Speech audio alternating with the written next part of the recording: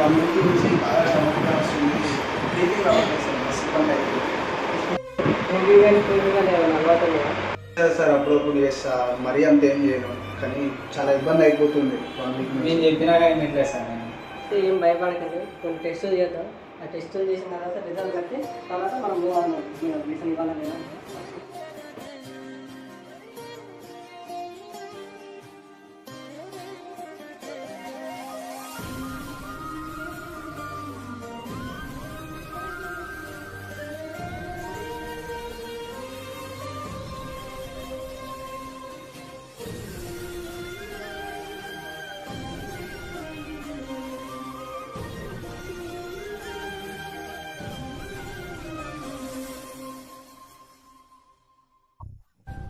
కృష్ణ ఏమవుతాడండి?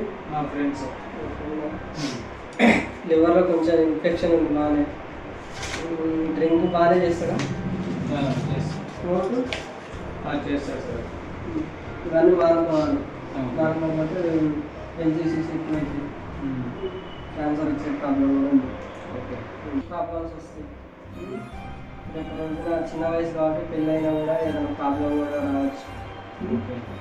ఇప్పటికైతే టాబ్లెట్ వస్తాయి, ఇవన్నీ మానుకోండి.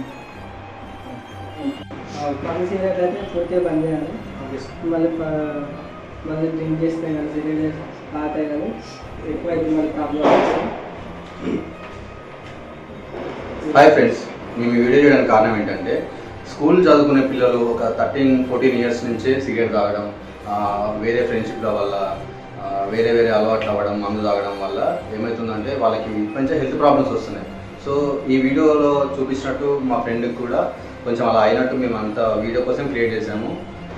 ఫ్రెండ్స్, మన శరీరం బయట తగిలే దెబ్బలకి ట్రీట్మెంట్ ఉంటుంది, వాటంతా అవే హీలింగ్ అయిపోతాయి. కానీ మన బాడీ లోపల ఆర్గాన్స్, అవయవాలు ఏదైనా డ్యామేజ్ అయితే వాటికి ట్రీట్మెంట్ సరిగ్గా ఉండదు.